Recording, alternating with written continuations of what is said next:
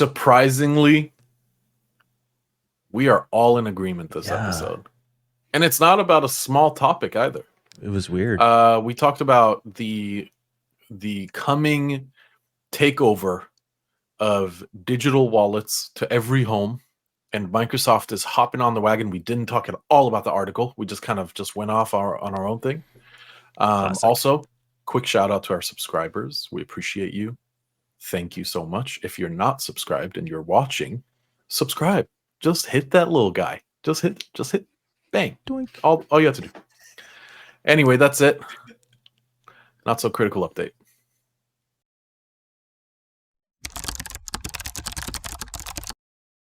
I don't know if this is a controversial story or not. I kind of picked it late. And basically, it's from ZDNet. They're talking about how Microsoft is getting into the OpenWallet game. And I guess in my head, I was trying to think, like, would you guys think there are additional security or privacy concerns here? Or just this is the way things are going? So what's your gut reaction just to the idea that Microsoft's getting more into this whole OpenWallet? Conflict, utter conflict inside my soul. Really? Because there is absolutely 100% privacy aspects to this. Yeah. Giving your card details in your purchase history to Microsoft's any mega corporation or Google, anybody. And I'm a sinner. Yeah, because we're already doing it. That's part of why I'm curious. Yeah, I'm a huge sinner when it comes to this. But so okay, let's break it down. Break it down. Wicked. Yeah. Wow, what a record. That record, you need to blow on that record, I think. It sounds a little bit crusty. What's the problem? Am I not doing it? Okay, so I think if we just go pros and cons, like there are a lot of really good pros to digital wallets and smart wallets, whatever you want to call them, phone wallets. One, like enhanced security. That is a thing. Yeah, like it is hard to just grab someone's card. So I've worked in the fintech industry. So from a security point of view, when you get a new customer, you can do a bunch of checks, and we've talked about this, right? Like digital forensics or digital fingerprinting, and I mean Apple and Google and Microsoft, I'm sure, all do this, and they employ some of the best methods of doing this. So when you add someone's credit card that isn't yours, like Apple will know. So they're gonna have you do like a bunch of extra checks and steps and 2FA and this and that, and so security has been enhanced. This doesn't enhance the security of credit cards compared to, you could just take someone's credit card and fucking go to the store and go on a shopping spree, which is, this is a classic scam we've heard of, or crime, I guess it would be. Scam a crime, I guess. Con,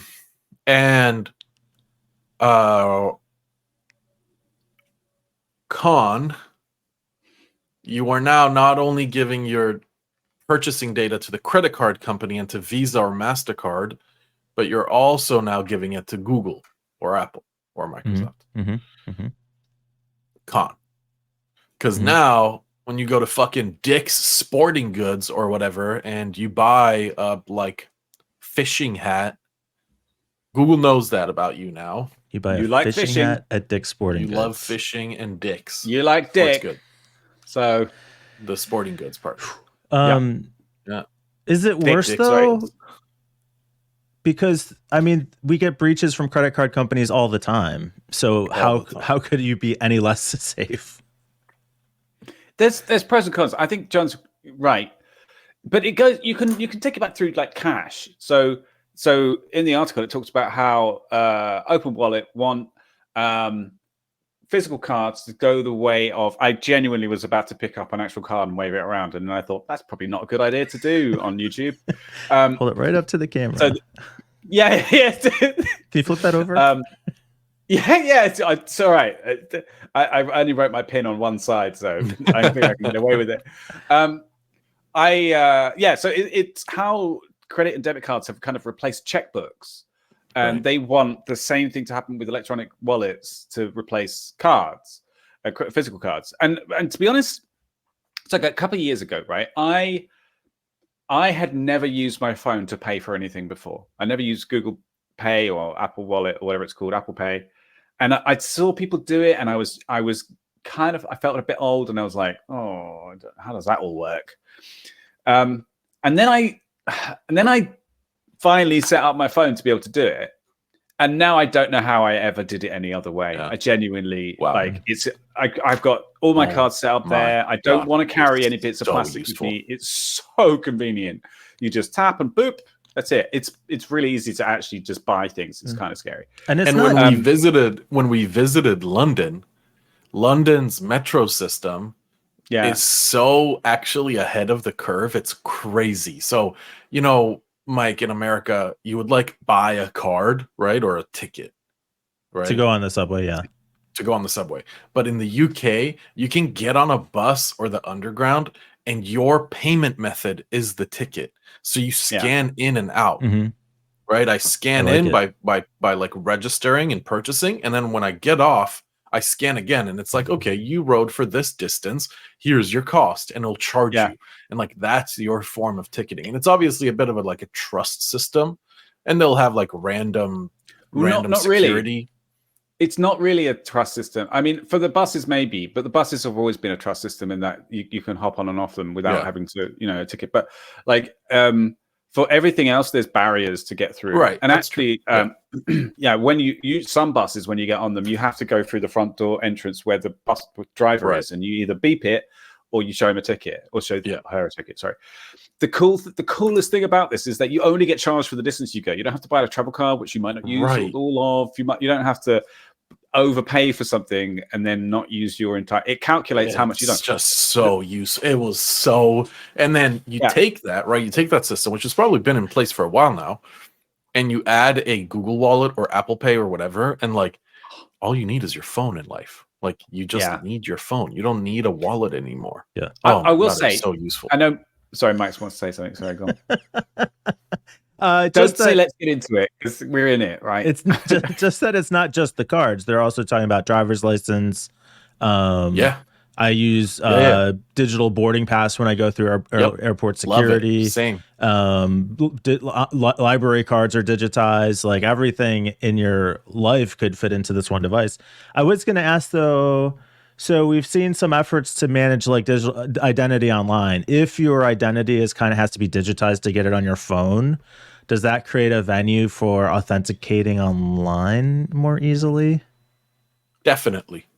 So I think a system that we could look at is the Swedish bank ID system. I don't know if you guys are familiar with this. I know all about the Swedish bank ID system. Thanks, John. I mean, don't know why you even question that. Why? Sure. Why wouldn't we know? I mean, obviously, explain for the users. We know, obviously. Yeah, but so for the visitors, Sweden, for the last, I honestly want to say, it's been a decade now. Which is crazy. Sweden has deployed a digital ID system. So if I want to go sign up for a new bank, I can use bank ID. It's literally called bank ID. And what it is you have this app that is your identity. Okay. And you can sign transactions, sign new account signups, sign anything with bank ID. Okay. So if I want to transfer for banking or everything anywhere, everything for banking, government, health, this is tied to a national system. This is your ID. Is it different or better than a social security number? It is tied to your social security. Well, your personal ID is what it's called in Sweden, but it's the same thing. It's tied to your SSN, and it's kind of hard to get. So you have to jump through multiple hoops. Not hard. You have to have a valid ID, a government issued ID, so a passport or a driver's license. Okay. You have to have all your details. And then you take a picture of your passport, you take a picture of your face, you do a bunch of verifications, right, with addresses and everything, and then you get bank ID. And this bank ID really is revolutionary. It lets you it's what we just said. It's an ID on the phone, and it lets you like authenticate as yourself doing many things, right? Like fairly certain even voting. Like there's a lot of things that can be tied into this type of system, and it's really good. I would say, sorry, go on, Mike. I was just going to say, it sounds like we all are on board with e-wallets. So the downside is, of course, the privacy complications. Yeah. We sacrifice privacy. And there's one other potential issue, I think, which is I'm not particularly worried about, and I maybe should think about why I'm not too worried about it. But like identity theft becomes easier when it is centralized. You can mitigate those problems with multi-factor authentication and other things, but like if you lose your phone unlocked, then it may be a problem. But No, still no, because for example, Bank ID, even if I leave my phone unlocked, every single thing I want to do, you either have to authenticate with a PIN or with your fingerprint. That's true. The same for most things. Yeah. Okay. Actually, yeah, no, it seems to be kind of more secure. I lost I had my card stolen last year, and there are a bunch of it has contactless enabled, and I had some very boring charges from like the Co-op and Domino's Pizza, which were done via contactless before I managed to freeze the card. Which is also another cool thing about this whole stuff is that you can freeze cards. Like on my app, I can freeze it. I can create a virtual card as well, which is only valid for contactless stuff. You can turn off cash withdrawals. You can turn off international withdrawals. It's so handy. It's so handy. Yeah. So yeah, I'm for it, to be honest. But I suppose in this scenario, I do think the enhanced security harshly outweighs the cons of privacy. Yeah, okay, I take back what I said. Yeah. Anyway, tell us why we're wrong. Come and join Discord and tell us what you think. And thanks to all the subscribers. We love you very much. Please subscribe if you're not. It really helps us.